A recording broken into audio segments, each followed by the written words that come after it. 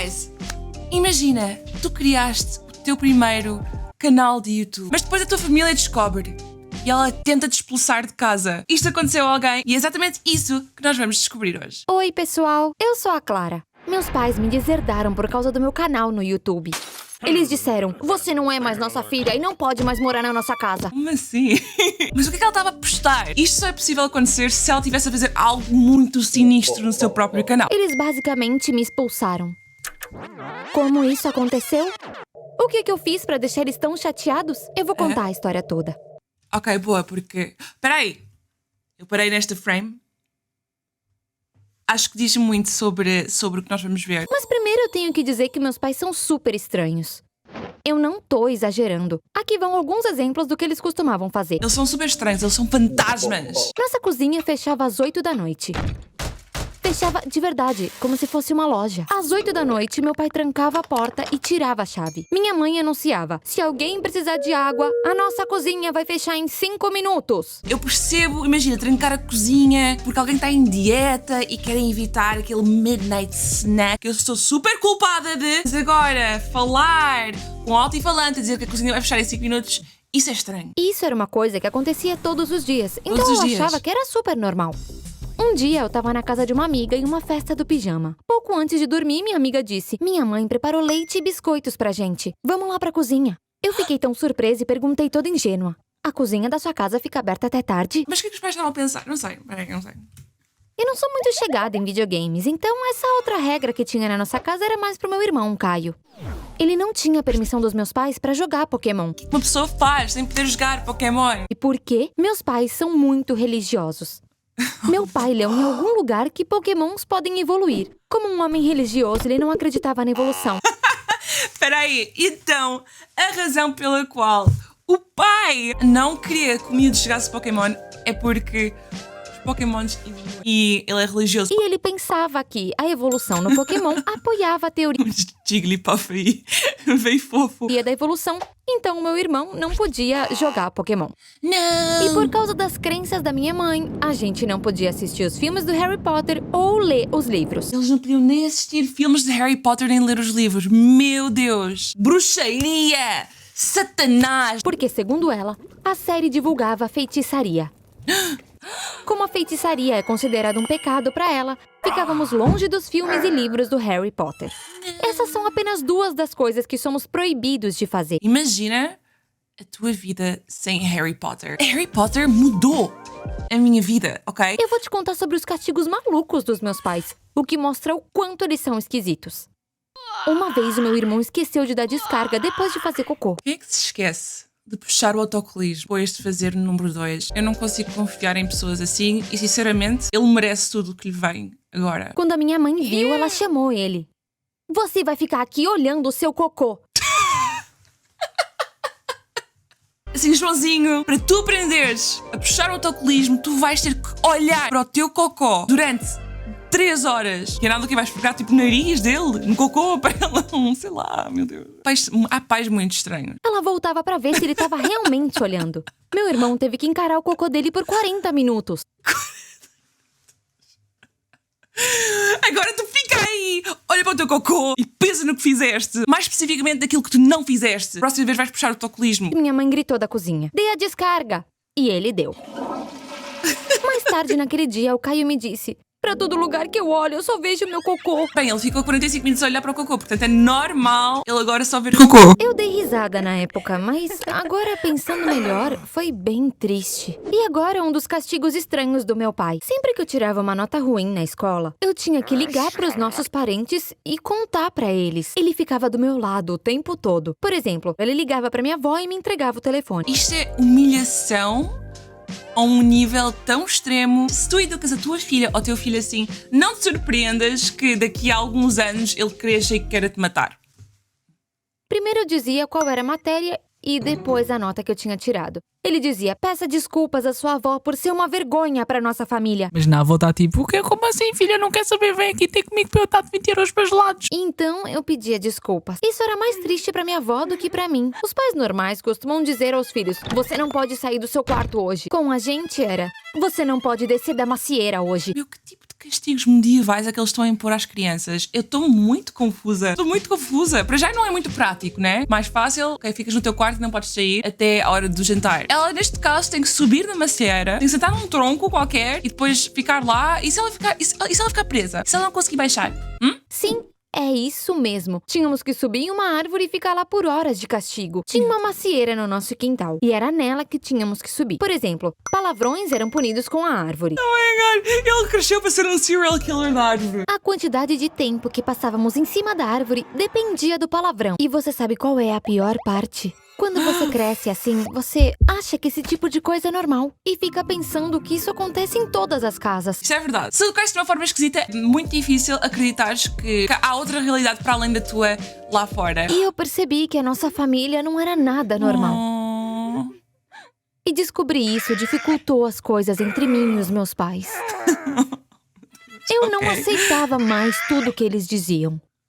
Então, brigávamos o tempo todo. Isso mesmo, impõe-te! Diz que não vais olhar mais para o teu cocó. Eles pensavam que eu agia assim porque agora era uma adolescente. Mas eu dizia pra eles que eles não eram normais e que eles precisavam de terapia sempre que eu podia. Eu me sentia como um vulcão prestes a entrar em erupção e eu não conseguia evitar. E foi aí onde ela decidiu criar o seu canal de YouTube. Falou sobre todas as coisas esquisitas que aconteceu em casa. Eu tinha que me livrar daquela lava acumulada dentro de mim. Caso contrário, isso iria me prejudicar. Nessa época, eu percebi que me abrir com os outros era como uma terapia pra mim. Eu me sentia melhor quando eu conversava com as minhas amigas, mas tinha algumas coisas que eu não podia contar. Mas, felizmente, existe a internet onde tu não tens filtros e podes dizer qualquer coisa para os teus amigos virtuais. Só que depois és monetizada e possivelmente julgada até à morte. Eu passei por coisas tão ruins que ficava preocupada que me julgassem, mesmo que nada disso fosse minha culpa. Se estás com medo de alguém te julgar, então, por favor, não cries um canal. Eu decidi criar um canal no YouTube. Eu não ia mostrar o meu rosto, nem contar pra ninguém, inclusive meu irmão. Mas ela foi de máscara? Ela fez um canal de máscara? Desse jeito, eu poderia compartilhar tudo de forma totalmente anônima. Onde você acha que eu gravei meu primeiro vídeo? Sentada na macieira. Eu acho que se isto fosse verídico, alguém teria mencionado isto num vídeo de drama. Apertei o botão pra gravar e comecei a falar sobre o papel dessa macieira na minha vida. Eu coloquei tudo pra fora, é estranho. Mas eu não chorei, eu só falei. Depois eu enviei o vídeo de 1h30 pro meu canal do YouTube, que chamei de A Garota na Árvore. 1h30? 1h30, meu! O primeiro vídeo dela teve 1h30! De relaxada e dormi como um bebê. O vulcão dentro de mim agora tinha uma válvula de escape. Depois de 10 dias, o número de visualizações do meu vídeo começou a aumentar. Eu lembro bem claramente do primeiro comentário. Você realmente viveu isso ou você tá só inventando? Algumas horas depois, recebi outro dizendo: por favor, mostre o seu rosto. Não! Continuei enviando 2 vídeos por semana. Consegui mais de 1.000 inscritos. Os 7 vídeos que enviei tinham 9.000 visualizações. Enquanto minhas feridas emocionais estavam cicatrizando, algo inesperado aconteceu. O meu irmão encontrou o meu canal por acaso. Ele logo me mandou uma mensagem. Mas eu tava indo pra casa de uma amiga pra fazer um trabalho da escola. Então eu nem olhei minhas mensagens. O sonho do Caio era ser um youtuber. Ele pensou que eu tinha feito esse canal pra ser uma também. Ele ficou muito feliz ao ver o número de visualizações e de inscritos. Não, ela vai fazer um face reveal dela! Foi imediatamente mostrar pra nossa mãe. Ele não é a pessoa mais inteligente do mundo. Mas também ele passou 45 minutos a olhar para o seu próprio cocô. Portanto, ele não é muito inteligente. Quando eu cheguei em casa, meus pais estavam irados. O Caio percebeu o que tinha feito, mas era tarde demais. Minha mãe dizia: como se atreve a falar das nossas vidas pessoais na internet? Meu pai disse: eu não esperava isso de você. Te demos tudo e você nos apunhalou pelas costas. Mas a questão é que eu não tinha exposto nenhum deles. Eu só tinha contado coisas da minha perspectiva, sem dizer nada de ruim sobre minha mãe ou sobre o meu pai. Apenas descrevi o que tinha acontecido e a minha experiência. Eu tinha o direito de falar sobre isso. Eles me mandaram pro quarto.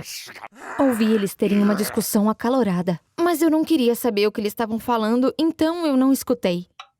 3 horas se passaram. Eu tava me preparando pra dormir quando a minha mãe me chamou. É agora, pessoal, que ela vai ser expulsa de casa à noite. À noite, porque tem que ser de noite, né? Para ser mesmo dramático. Meu pai disse: não tem como a gente perdoar você. Nós trabalhamos duro pra te criar e é isso que nós recebemos em troca? Nenhuma punição seria o bastante pro que você fez com a gente. Então, a sua mãe e eu tomamos uma decisão muito difícil. Estamos deserdando você. Eles não podem fazer isso. Eles nem podem fazer isso. Tu não podes abandonar uma criança simplesmente. Não podes deserdar uma criança, ok? É completamente ilegal. Não podemos chamar você de nossa filha depois disso. Ai, meu Deus. Deserdando? Sério? Eu fiquei completamente em choque. Eu continuei ouvindo, mas era como se eu estivesse sonhando. Olhei pra minha mãe, que estava chorando e olhando pra baixo. Queria que ela me dissesse algo, então eu disse, mãe? Mas ela não olhou pra mim. Ela apenas balançou a cabeça. Eu sabia muito bem como eles dois eram teimosos.